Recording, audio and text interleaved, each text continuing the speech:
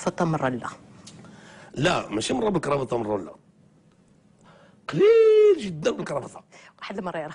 لا ملي تنكون غادي عند جلاله الملك الحسن الثاني الله يرحمه وسيدي محمد طبعا، يعني كان لبس الكرافطه.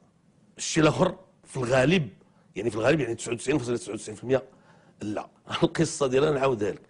ملي كنت صغير كنت حتى انا تنشري الكوستيم، واحد الكوستيم الاول صوتو بشي 10,000 ريال 500 درهم، ويمكن شريت شي كرافطه وداك الشيء، وشويه بدات تيبان لي واحد القضيه.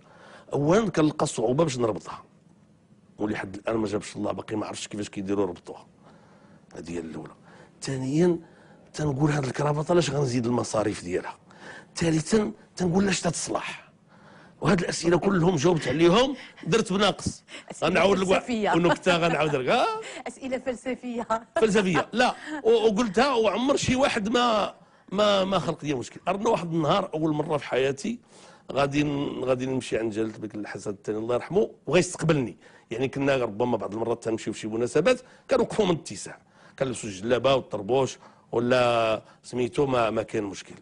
واحد النهار غيستقبلني يعني بمعنى غنسلم عليه. المره الوحيده اللي تلقيت انا وياه وسلمت عليه وبست له يدو كما لا يخفى. كما لا يخفى معناه نسبق لي قلتها هذه زمان. مع شكون اللي غيدينا السي مزيان بن الفقيه في اللجنه الخاصه بالتربيه والتكوين. تنقول مع راساتي دابا اش غندير؟ اول مره اول امتحان. قلت غناخذ واحد الاحتياط، غنشد كرافطه ونخبيها في جيبي. دازت القضيه بلا كرافطه؟ ما قالوا لي، ما قلت لهم. ما دازتش نلبسها. تمينا غاديين دخلونا، ما قال لنا حد شيء. دخلنا للقصر في مراكش، كنت قدامي السي مزيان الفقيه الله يرحمه في هذا النهار، الله يرحمه في هذا النهار. باقي الالم ديالو باقي ما فات. جلس قدامي وهو حنا صحاب ومضاصرين، ولكن كان كيحترمني شي شويه تيقدرني شي، يعني تيدير لي واحد المكانه خاص. قال لي سي عبد الاله دابا ماشي في القصر، لا في المطار، ماشي القصر.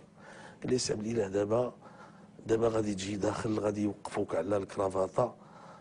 دابا ما كاين علاش هذا النهار زعما الا ما عندك مانع لبسها باش ما يوقفك حد، تبدا انت وياه في الهضره وداك الشيء، ورانا جبت لك معايا واحد الكرافطه. قلت له السي مزيان انا ما عندي حتى مشكل مع الكرافطه، المشكل الوحيد اللي عندي راه ما كنعرفش نربطها، فهمتيني ولا لا، وما كنشوفش علاش، ولهذا هذيك اللي جبتي لي الله يجزيك بخير، وكان رانا محتاج وجبتها له من جيبي الاحتياط. بلاتي.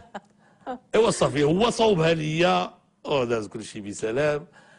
قال لي من بعد عاود هذه القضيه جلاله الملك الله يرحمه الحسن الثاني وبقاو كيضحكوا عليها. اذا